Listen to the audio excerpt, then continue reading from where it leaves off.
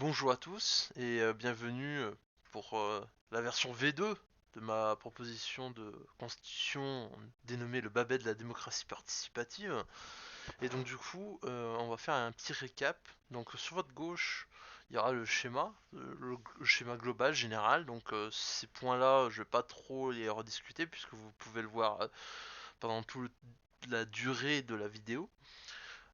Et les points précis sont dans la Constitution, donc avec le lien qui sera en dessous de la description ici sur cette vidéo de YouTube.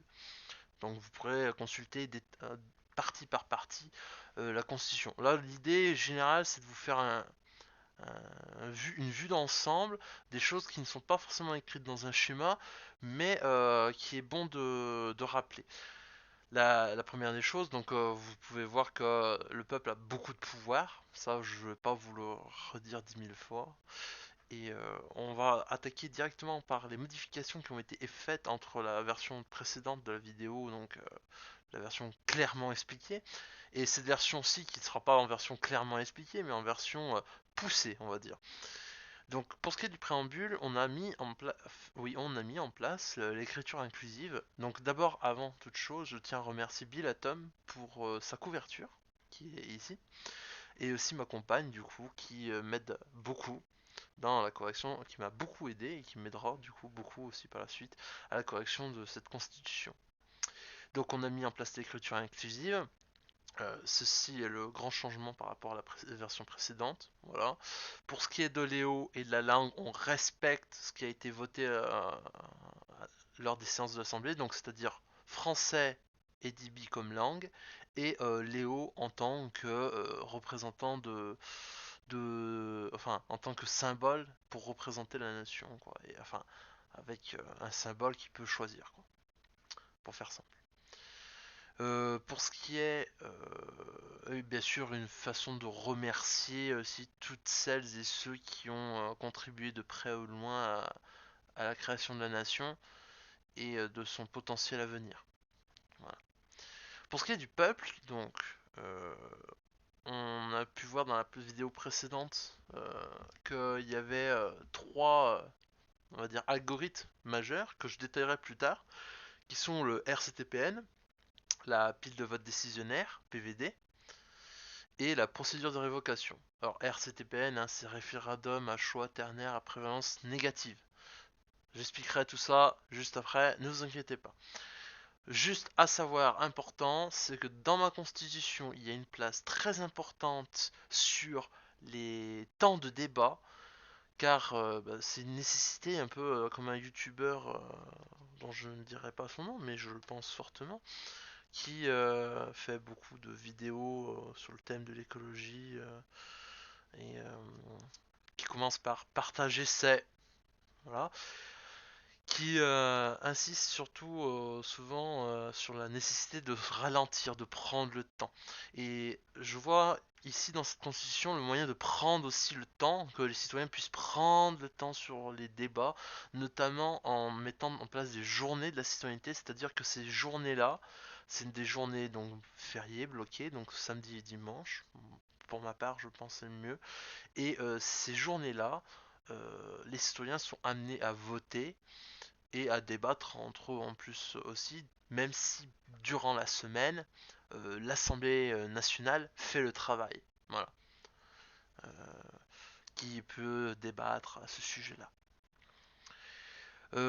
Pour ce qui est de la Pix identité, donc il y a la carte d'identité et la carte électorale, ce sont deux choses différentes. Voilà. J'ai eu un débat un petit peu ce matin avec l'Art of To, donc je tiens à remercier sa participation aussi, euh, et qui m'a fait part peut-être de enlever cette condition de 100 messages ou de 4 heures vocales et de remplacer par autre chose.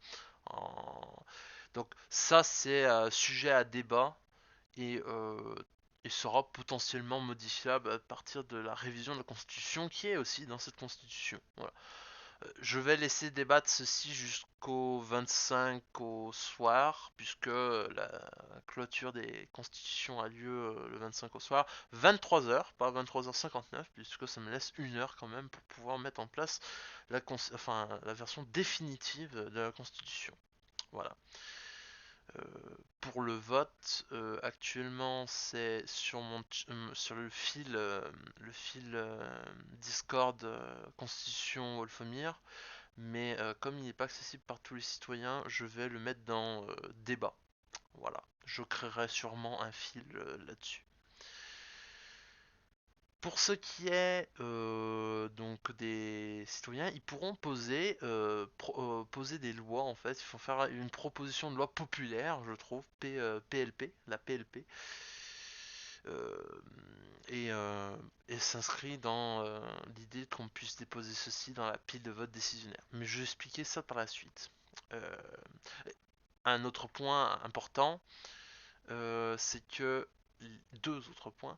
La Pix Identité est possible pour les 100 pixels actuellement qui n'y a pas le drapeau de disponible. Je tiens à m'excuser puisque malheureusement je suis pris par tous les fronts. Euh, mais j'espère le remettre pour Noël. Si ce n'est pas pour Noël, avant le début d'année. Voilà. Pour ce qui est des partis politiques, donc ils doivent, comme indiqué par l'article 6, hein, respecter certaines choses. Mais pour ce qui est quand on est en roleplay, les partis politiques ne sont pas obligés de respecter. Hein, nous sommes dans le mode de roleplay, on va dire. Voilà. Pour ce qui est de l'exécutif, alors comme a été décidé à l'Assemblée, c'était pas une personne, donc un président, mais trois personnes qui auraient le statut équivalent d'un président. Donc ce serait un chef de l'exécutif du moins. Donc ce serait ici dans cette version-là le Conseil de la République. Voilà. Ce Conseil de la République qui aurait donc trois têtes pour le diriger, dont ces trois personnes devront se mettre en accord pour avoir un porte-voix euh, lors de potentielles allocutions, etc., etc. Porte-voix, mais ça peut être triple, hein, c'est-à-dire ils peuvent tous prendre la parole, hein, si au cas où il y a la possibilité de le faire. Mais si on est contraint par une personne, comme on peut le voir avec peut-être l'organisation des micronations francophones unies, voilà. Pour ce qui est de la durée du mandat des membres du Conseil de la République, c'est assez débattable. Donc là, moi j'avais mis dans cette version 6 mois, mais ça s'oriente depuis les débats Discord que j'ai pu voir tout à l'heure sur 2 mois. Donc ben, je prends acte, hein, et on va sûrement partir sur 2 mois. Regardez, donc voilà, on part sur 6, enfin 2 mois, pardon. 2 mois ici et 2 mois pour aussi un membre du Parlement. Donc ah non, pardon, 1 mois, pardon. Ah, la durée va être de 1 mois. Euh, Attendez. Ouais, je vais mettre plutôt comme ça. Euh, ouais, je suis hésitant là, j'avoue, sur la durée de mon membre parlementaire. Je vais laisser comme ça et on verra ce que ça donne. Alors, je vais marquer comme non lu. Hop. Et je vais me mettre sur autre chose parce que ça va être. Je vous laisse plutôt le schéma sur le côté. Ça me laissera le temps de lire plus tard. Ces personnes-là, du coup, seront élues par jugement majoritaire. Voilà. Jugement majoritaire à 2 tours, hein, comme a été voté à l'ordre de l'Assemblée, c'est-à-dire premier, euh, premier tour, 5 personnes sont prises. Second tour, les 3 personnes les plus ressortants sont prises. Voilà. Euh,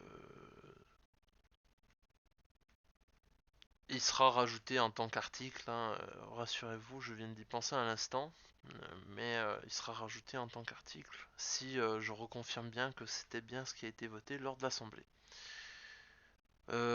Après, on a des conditions spécifiques, de l'écriture inclusive, comme toujours, j'aime bien. Et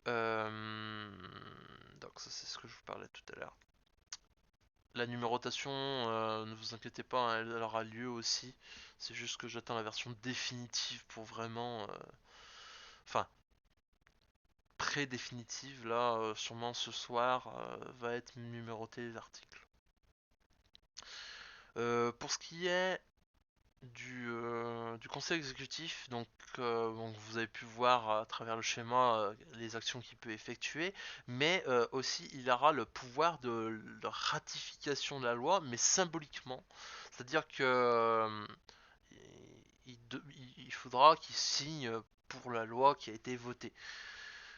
Et ça sera mis enfin paru dans le journal officiel.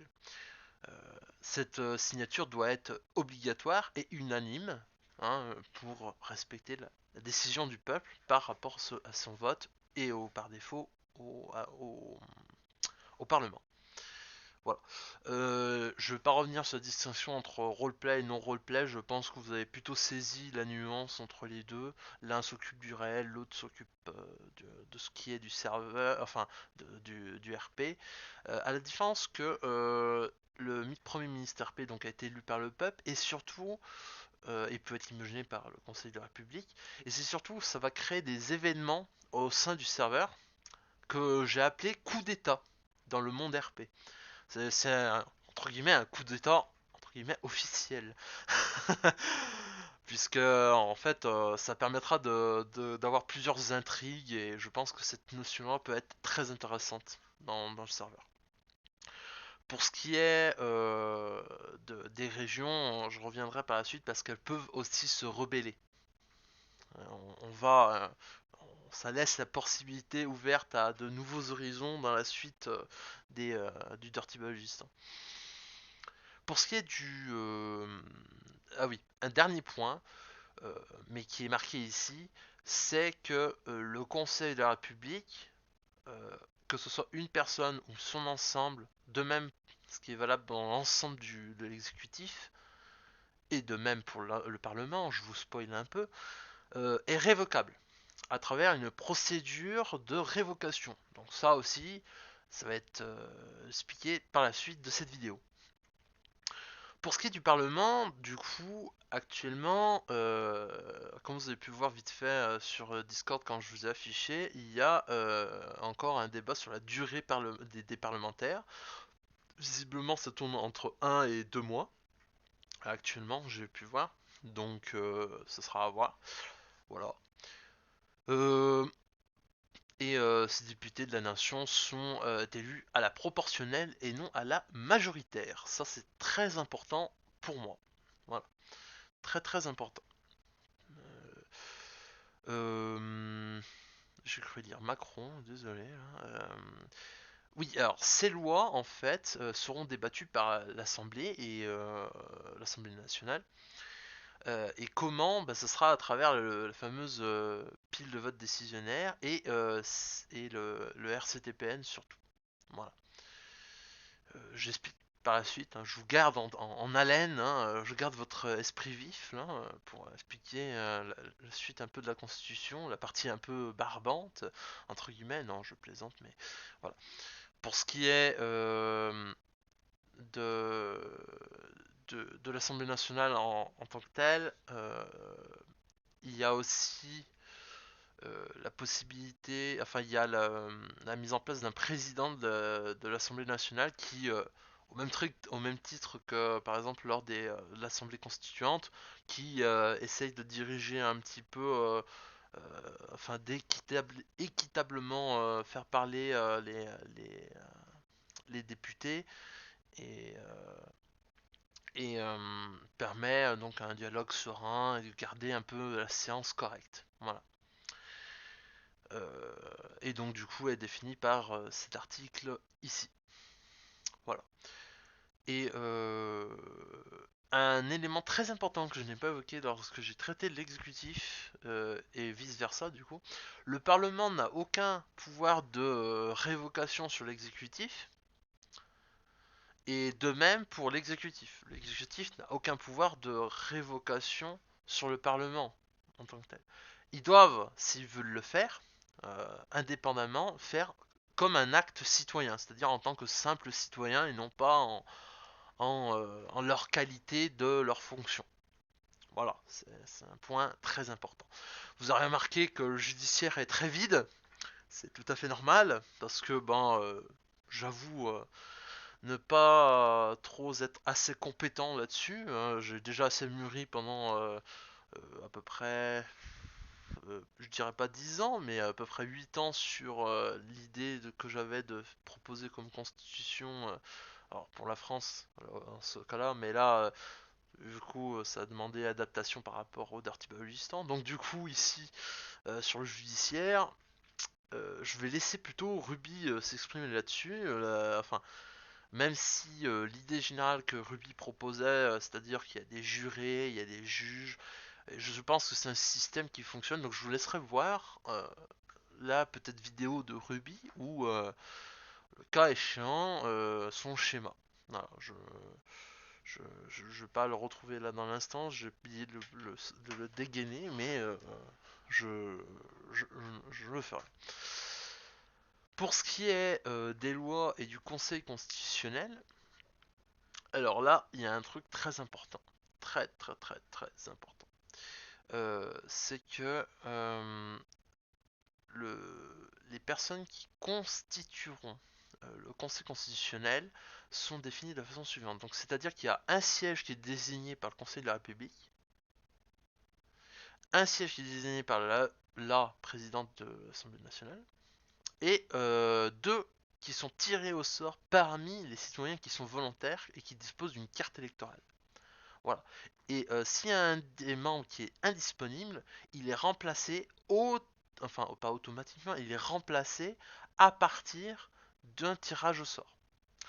Un autre point très important, là du coup il faudra vérifier que je l'ai bien indiqué, c'est que on ne peut pas être membre du Conseil constitutionnel et cumuler un poste dans l'exécutif ou dans le Parlement ou dans le judiciaire. Ce n'est c'est illégal. Voilà, ce sera illégal. De la même manière qu'une personne dans l'exécutif ne peut pas être dans le Parlement, et inversement, du coup, logiquement. Et de même que l'exécutif ne peut pas, on va laisser une marge de tolérance quand même pour l'exécutif et le judiciaire s'il y a une cumulation des postes. Euh, mais je pense que ce sera mieux de bien séparer strictement. Voilà. Je garde la possibilité dans le cas où c'est difficile de trouver des personnes qui ont des compétences judiciaires, une licence en droit et qui souhaitent aussi être présents au Conseil de la République. Voilà. Euh, voilà, donc le Conseil constitutionnel a un autre point important, donc il vérifie si la loi est correcte, et si elle n'est pas correcte, alors elle est modifiée. Enfin, si elle a été validée et qu'elle n'est pas, elle est en contradiction avec des lois précédemment votées, et que, hein, voilà, euh, qui ne respecte pas un traité, par exemple, enfin un traité mais qui est défini comme loi, hein, voilà, ou qui respecte pas la Constitution plutôt, je voulais dire, et ben dans ce cas-là, le Conseil constitutionnel doit donc censure hein, la loi et propose une modification. Voilà. Et elle doit être notifiée à celles et ceux qui ont voté pour la dite loi. Voilà. Pour ce qui est du, de la durée des membres du Conseil constitutionnel, alors j'ai pas encore lancé de débat dans l'instant, mais ce serait sans tarder, c'est de 1 an et demi. La durée du poste, c'est peut-être excessif vu les résultats des postes que j'ai pu voir auparavant. Donc on verra par la suite. Hein. Donc c'est tout à fait débattable et négociable. Voilà. Et je pense avoir fait le tour par rapport à la... Non. Et la Constitution peut être révisée par une loi dite constitutionnelle. C'est-à-dire, c'est une loi qui nécessite une approbation de 75% des inscrits à la liste électorale. Des inscrits à la liste électorale. J'insiste sur ce mot car ce n'est pas des votants. Ce sont ceux qui se sont inscrits à la liste électorale. Je pense que j'ai assez dit de nombreuses fois pour que vous ayez bien compris. Donc en gros, c'est une façon de dire que le vote blanc est reconnu. Voilà ce que ça veut dire. Enfin, elle est reconnue, mais il y a l'Assemblée qui peut voter. Pour ce qui est, de, de la loi. Voilà, bon, ça fait une parfaite transition, puisque je parlais d'un type de loi dit constitutionnelle, mais il y en a plusieurs. Nous avons des lois en fait constitutionnelles, des lois normales et révocatoires, et des lois dites prioritaires. Ces trois types de lois ont chacune des spécifications. Constitutionnelle, je viens de l'évoquer. Pour ce qui est de la prioritaire, elle nécessite un taux d'approbation de 60%. C'est tout à fait négociable ici. Voilà. Et négociable entre 75 et 60, entre 55 et 75%, bien sûr. Et les lois dites normales, qui sont approuvées par la majorité à 50%. Alors vous allez dire, mais qu'est-ce qu'une loi prioritaire? Donc une loi prioritaire, en fait, il s'agit d'un remplacement de ce qui s'appelait avant ordonnance, ou où l'ordonnance pouvait être, c'était ou décret-loi du temps de la Troisième République, et il s'agissait en gros que l'exécutif pouvait légiférer sur une loi de façon rapide et qui devait être débattue par la suite. Ici, ce n'est pas autorisé. C'est complètement radicalement différent. C'est traité aussi radicalement différemment puisque la loi en ça sera débattue par l'Assemblée, mais dans un délai très prioritaire. Donc cette priorité-là est, est rare puisque c'est noté dans une loi qui traite à propos de l'exécutif. Alors, je vais essayer de retrouver dans l'instant, mais le gouvernement peut effectuer que euh, deux projets de loi accélérés. Donc les projets de loi accélérés, c'est l'équivalent de faire une loi prioritaire. Voilà, c'est une façon de dire. Voilà pour ce qui est de ce point-là. Et donc là, qu'est-ce que ça implique une loi prioritaire? C'est que sur la pile des votes décisionnaires, elle sera en haut du sommet. C'est-à-dire que, donc là, je spoil un petit peu, mais les lois sont rangées, ordonnées dans une pile de vote. Et celles-ci, donc du coup, sont soit en haut, soit en bas, et on dépile, c'est-à-dire qu'on enlève une loi de la pile de vote pour la traiter dans l'Assemblée nationale, et, euh, et on fait un processus comme il est indiqué sur la gauche. Voilà, je vous le laisse à l'écran un petit moment, ça vous permet de faire pause en même temps, et puis moi je peux continuer à blablater. Pardon. Et voilà, donc ça c'est pour les lois dites prioritaires. Pour les lois normales, 50%. Je pense avoir fait le tour. Ah oui, un point très très très important. Très important.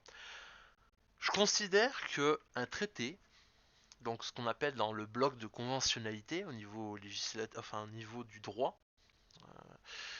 est au même niveau que le bloc de l'égalité, donc c'est-à-dire la loi en tant que telle. Et ils font que un. C'est-à-dire un traité, pardon, est, est traité comme une loi, comme un corpus. C'est en gros une méta-loi, on va dire, hein, pour faire simple, mais c'est traité comme une loi. Et ça suit la procédure normale d'une validation par RCTPN ou Express. Voilà. Ça dépend si c'est rapide ou non. Alors là, je vous tease depuis tout à l'heure, mais la PVD, vous devez vous demander, mais qu'est-ce que c'est? Qu'est-ce qui me chie comme bordel et tout? Je vous tiens encore en haleine un petit instant parce qu'on va parler un peu des médias et des régions. Pour ce qui est des... ah oui, juste précision. Euh, En cas d'amendement, en fait, euh, c'est déposé comme un texte de loi euh, sous la forme de... Enfin, dans la pile de vote décisionnaire. Et, euh, et elle reprend bien sûr des parties du texte original. Voilà. Fin de parenthèse. Pour ce qui est des médias, je souhaitais le mettre dans la Constitution parce que il est important de définir le quatrième pouvoir, de le dire clairement que ce pouvoir existe. Par la suite, que si au cas où on a une création d'un système monétaire, de pouvoir permettre une certaine conservation de ce pouvoir des médias au- pour la collectivité, pour tout le monde. Hein. C'est pour ça que j'ai insisté à le mettre dedans. En plus de garantir, bien évidemment, formellement et solennellement, la liberté des médias dans l'expression et l'investigation et qu'ils ne peuvent pas être contrôlés par l'exécutif du Parlement, hormis, et là je vais peut-être l'indiquer, hormis le journal officiel.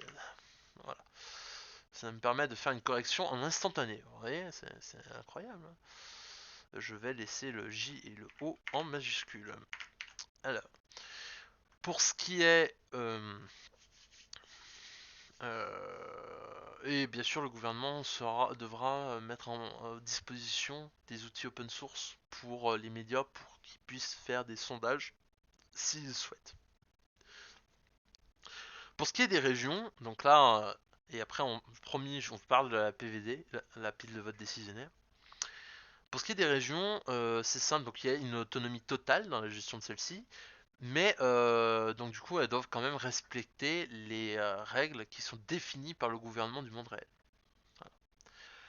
Le point important que je vous ai teasé un peu tout à l'heure, je vous tease beaucoup de choses, c'est à propos des régions rebelles, qui est décrit dans cet article. En fait, ça permet, par exemple, à des groupes de personnes, s'ils veulent résister face à la tyrannie du pouvoir central du gouvernement du monde RP, virtuel du moins, et ben ils peuvent s'amuser à devenir une région rebelle et ça va impliquer des conséquences au sein de la micronation euh, pour donner un peu de l'attractivité et aussi être agréable, un moyen de détente et de fight. Enfin, on adore le pain et le-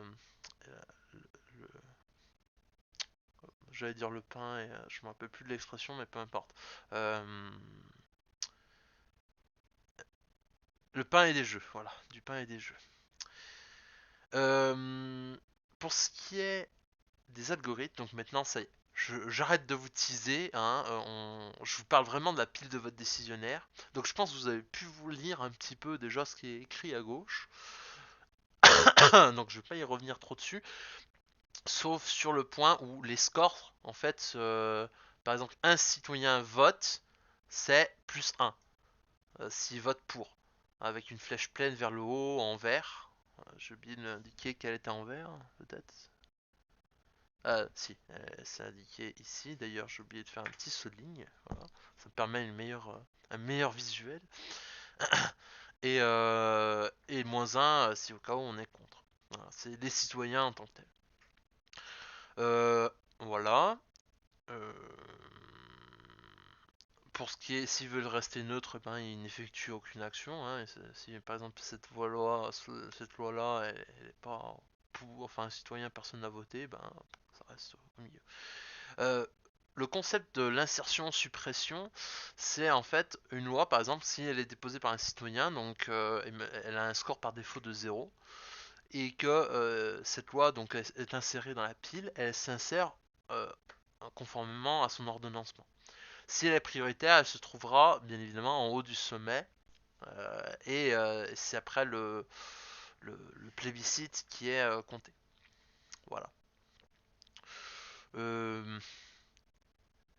voilà, et un point important, c'est qu'en cas d'amendement d'une loi, celle-ci est notifiée notifiée s'il y a un amendement en faveur ou en défaveur de la loi, dans le but de simplement prévenir quand même les citoyens de ce qui se passe.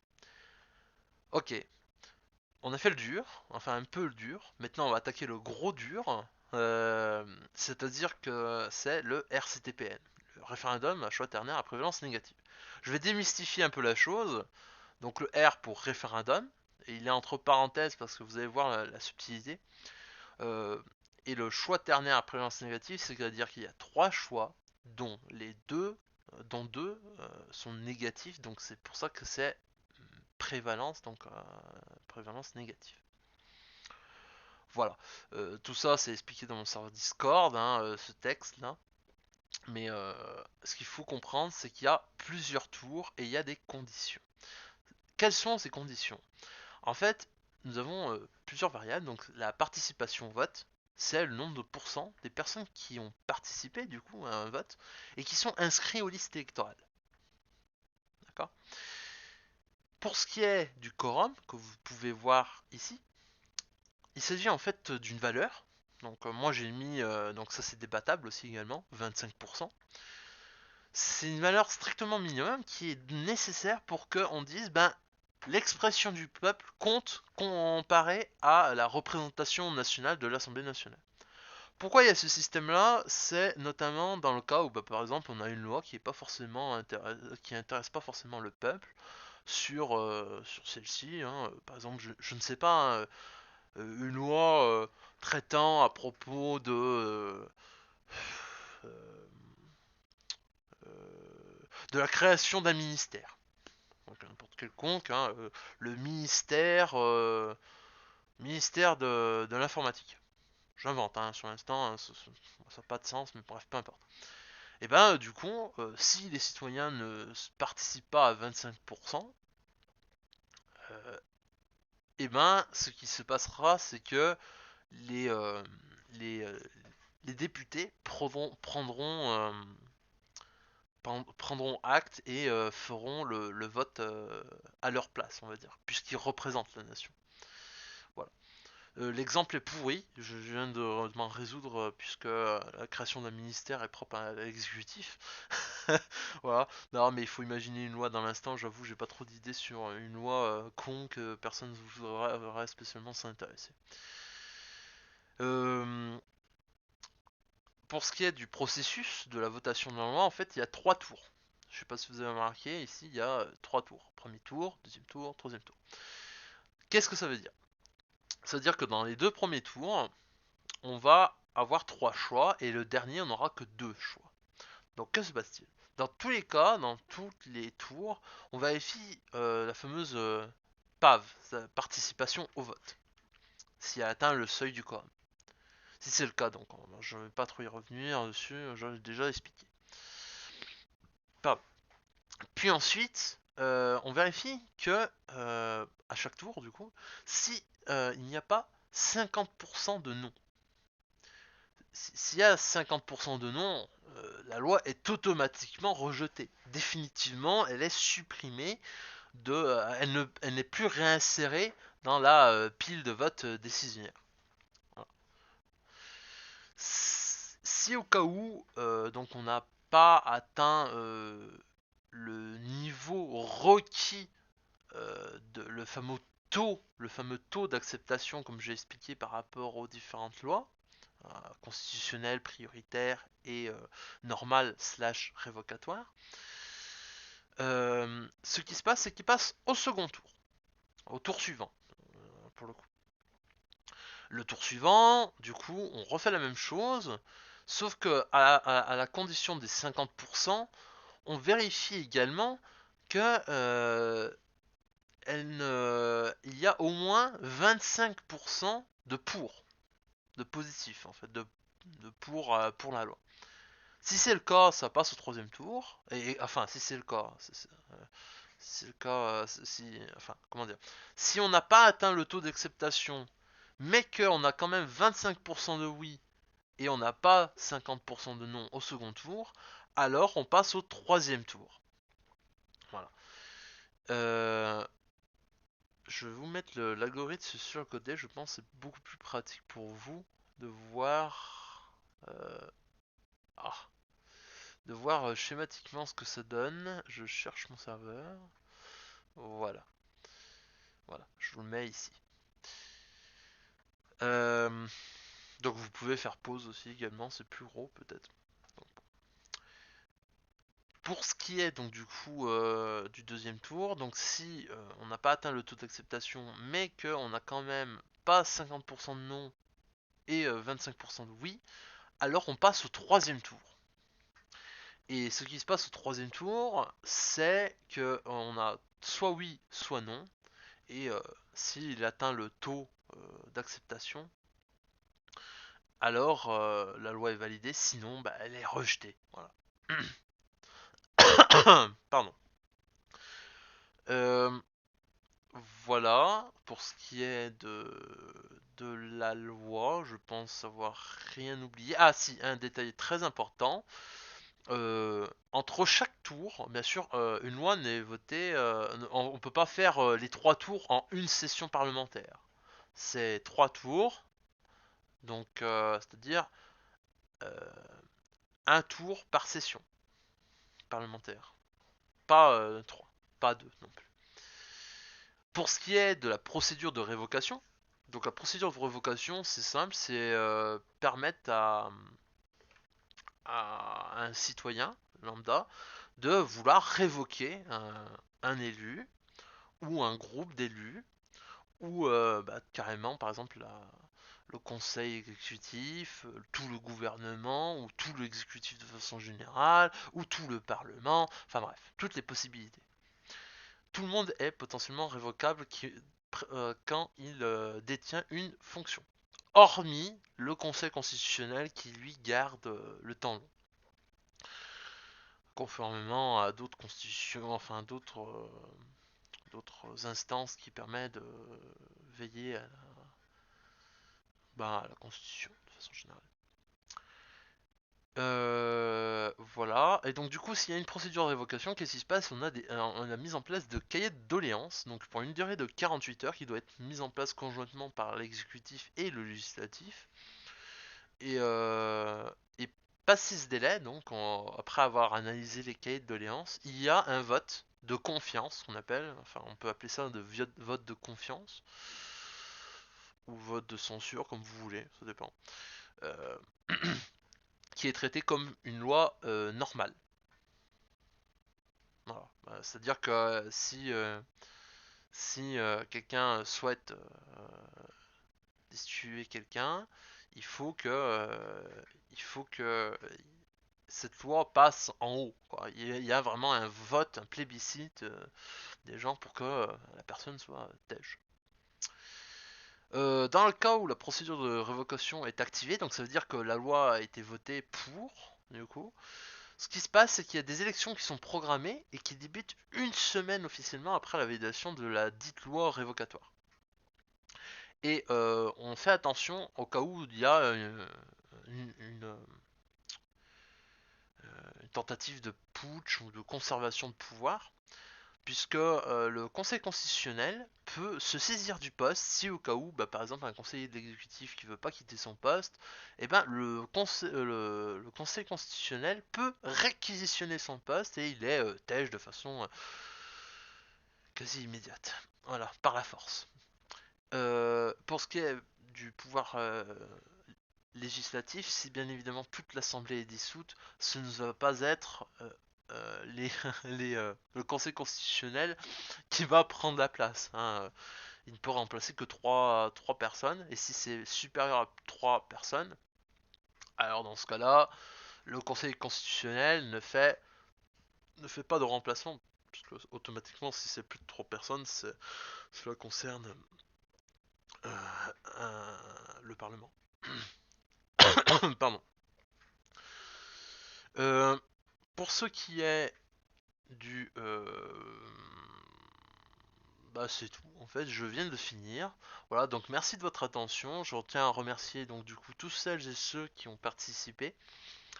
Donc Bilatom, ma compagne, l'Artofto aussi, euh, Marsultor, euh, et j'essaie de réfléchir aux personnes qui m'ont aidé là dans l'instant. Je crois avoir fait le tour. Voilà. Merci à eux et merci à tous les autres qui vont le faire aussi, de s'impliquer dans cette constitution. Et je pense, j'espère que cette constitution que j'ai travaillé énormément, euh, soit votée en ma faveur. Merci de votre attention. Bonne fin de journée ou bonne fin de soirée. Ciao.